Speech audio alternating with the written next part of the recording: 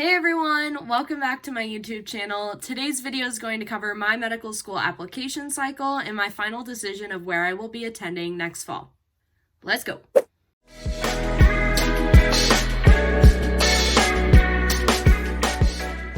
Alright, like I said, I'm going to be covering a lot of information about my medical school application cycle, but before that, let me just tell you where I'm going. You probably saw this on the thumbnail or my Instagram, but I decided that I will be attending Indiana University School of Medicine as a part of the class of 2025. Yay! Before I dive into the details on my application cycle, give the like button some love, subscribe to keep up with my content, and hit the bell icon so that you get notified when I upload. Okay, so my application cycle began when I sent out 22 primary applications to different medical schools in the US. From what I know, this is about average, but when I built my list of schools, I was very realistic on where I had a shot of getting in. I wanted to make sure that this was the only time that I applied. But I also did not want to apply to a boatload of schools for financial reasons. Let me know if you'd be interested in a video talking about how much applying to medical school actually costs, because I definitely underestimated this. So keep in mind that the more schools you apply to, the more money you spend, and also the more time, money, and energy you end up spending on potential secondaries. Out of my 22 primary applications, 5 were to MD schools and 17 were to DO schools.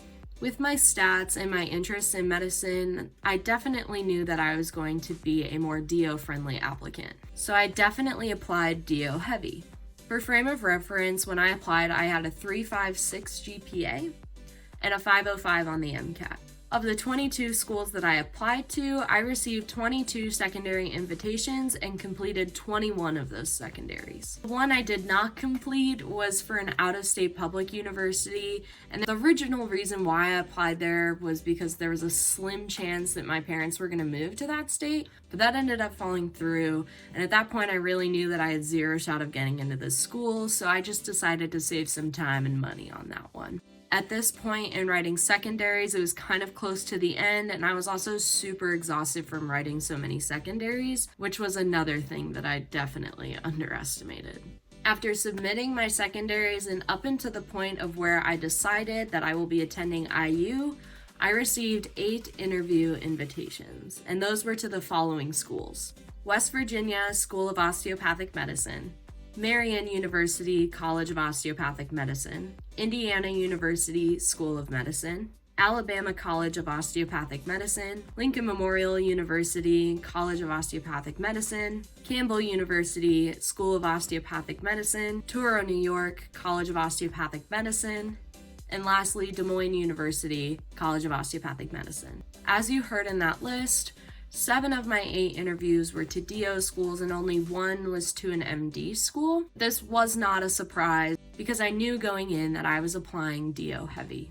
Out of the 8 interview invites, I ended up completing 6 of the interviews. I was accepted to 4 schools, waitlisted at 1, and then one of them I'll never know because I ended up withdrawing my application before I ever got a decision back from them. I received my waitlist notification first, and that was from Marian University College of Osteopathic Medicine. While a waitlist spot is not a rejection, I was still really bummed about this one because I thought my interview went really well, and up until this point, I had really kind of glorified Marian in my head and thought that it was my #1 school.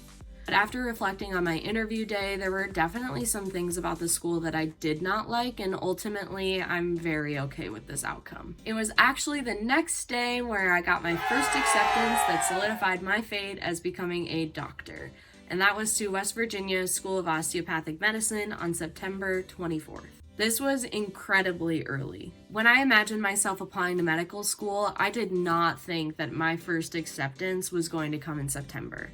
I always kind of thought it would come in January or February. So this was a huge surprise. It was also really exciting and reassuring. I was then accepted to Alabama College of Osteopathic Medicine, Lincoln Memorial University College of Osteopathic Medicine, and then IU School of Medicine. I'll never know about Campbell University because, like I mentioned earlier, I withdrew my application before I ever heard back on their decision, and the world will never know. Once I got my acceptance letter from IU, I knew that I was not going on any other interviews, which is why I canceled them.